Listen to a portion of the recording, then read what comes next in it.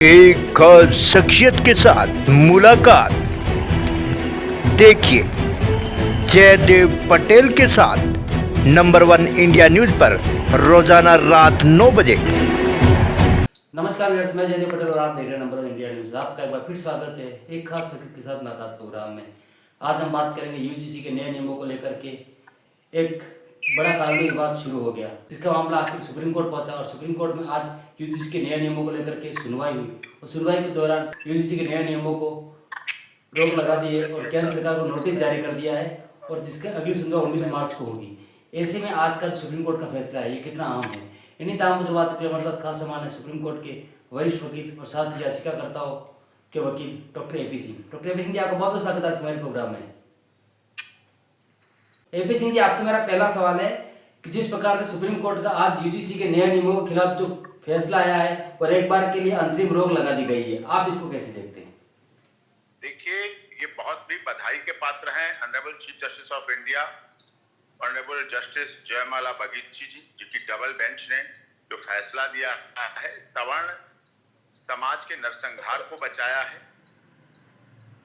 जिस तरह से मंडल कमीशन 2 बनने जा रहा था, उस पर हमारे देश के समस्त सवर्ण, जिसमें हमारे याचिकाकर्ता डॉक्टर कुंवर हरिवंश सिंह जी, पूर्व सांसद, अखिल भारतीय क्षत्रिय महासभा के वरिष्ठ राष्ट्रीय महासचिव राघवेंद्र सिंह राजू जी, माननीय महेंद्र सिंह तंवर जी राष्ट्रीय अध्यक्ष, सवर्ण मोर्चा के राष्ट्रीय अध्यक्ष संजीव कुमार सिंह, धर्म रक्षक दारा सेना के राष्ट्रीय अध्यक्ष मुकेश जैन, अखिल भारतीय ब्राह्मण महासभा, अखिल भारतीय वैश्य महासभा, अखिल भारतीय अग्रसेन महासभा, भारतीय किसान यूनियन लोक शक्ति के राष्ट्रीय अध्यक्ष मास्टर शिवराज सिंह जी, इन सभी का संयुक्त प्रयास था जो जीत हुई है। माननीय सर्वोच्च न्यायालय का फैसला आदर के योग्य है। यूजीसी का ये फैसला, ये जो गैजेट लाए थे, वो आर्बिट्रेटरी था। संविधान के कॉन्स्टिट्यूशन, जो हमारी भारतीय संविधान है, उसके आर्टिकल 14, 16, 20 और 21 का पूर्ण रूप से उल्लंघन था, पूर्ण रूप से उसको नजरअंदाज किया था। व्यक्ति नेचुरल जस्टिस के खिलाफ था फैसला। व्यक्ति स्वयं अपने ही केस में स्वयं जज कैसे बन सकता है? Already SC ST atrocities act है, VNS है, उनका भी मिसयूज होने की शिकायत समय समय पर माननीय सर्वोच्च न्यायालय और अन्य हाई कोर्ट करते रहे हैं। ये SC ST एट्रोसिटी एक्ट का कई बार धार्मिक कारणों से, सामाजिक कारणों से, राजनीतिक कारणों से, आध्यात्मिक कारणों से मिसयूज होता है।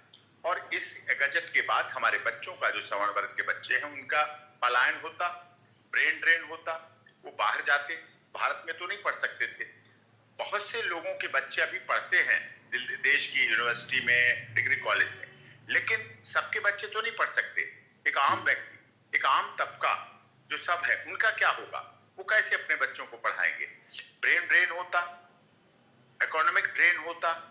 इसको रोकने के लिए ये जरूरी था कि अगर बच्चा बाहर पढ़ने जाएगा तो फिर उसके बाद क्या वापस आएगा? वही नौकरी करेगा, वही शादी करेगा, वही फिर वृद्धा माँ बाप तो यहाँ अपने वृद्धाश्रम में ही बन के रह जाएंगे।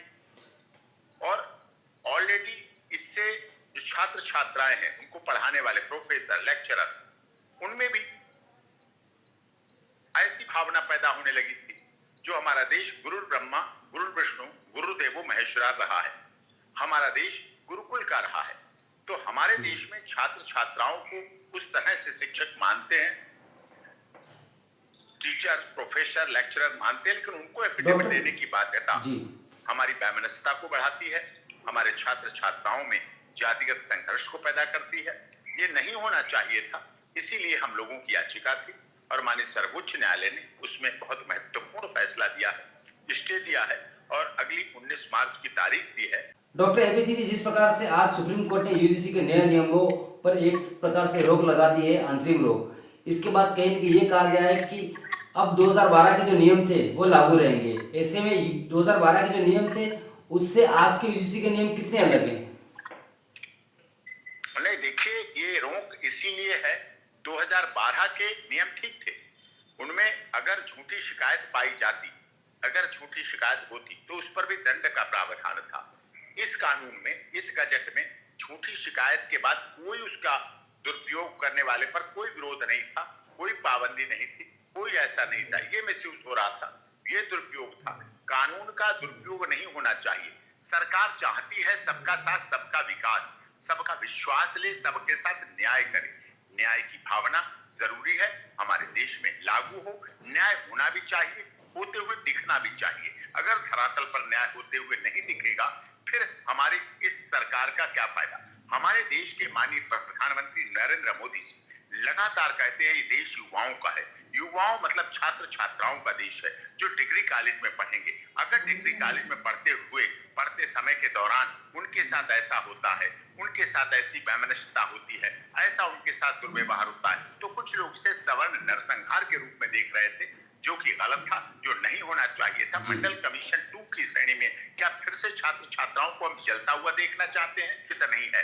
हम सत्यमेव जयते पर विश्वास करते हैं, तो सत्यमेव जयते भी कहता है सत्य की जीत होती है। और आज का माननीय सर्वोच्च न्यायालय का हमारी याचिका पर फैसला सत्यमेव जयते को दर्शाता है। सत्य परेशान हो सकता है, पराजित नहीं हो सकता। सरकार ने भी माना, माननीय सर्वोच्च न्यायालय की honourable chief justice of India की अगुवाई में जो बेंच ऑनरेबल जस्टिस बगीची जी के नेतृत्व उसमें थी, उन्होंने भी माना कि हम जातीय वैमनस्यता की तरफ बच्चों को नहीं भेज सकते। डॉक्टर एवी सिंह जी, आज सुप्रीम कोर्ट ने यूजीसी के नए नियमों को लेकर के सुनवाई के दौरान सख्त टिप्पणी करते हुए ये भी कहा कि हम आजादी के 75 साल बाद भी कहीं न कहीं जातिगत जो खाने हैं उससे मुक्त नहीं हो पाए हैं। ये क्या दर्शाता है?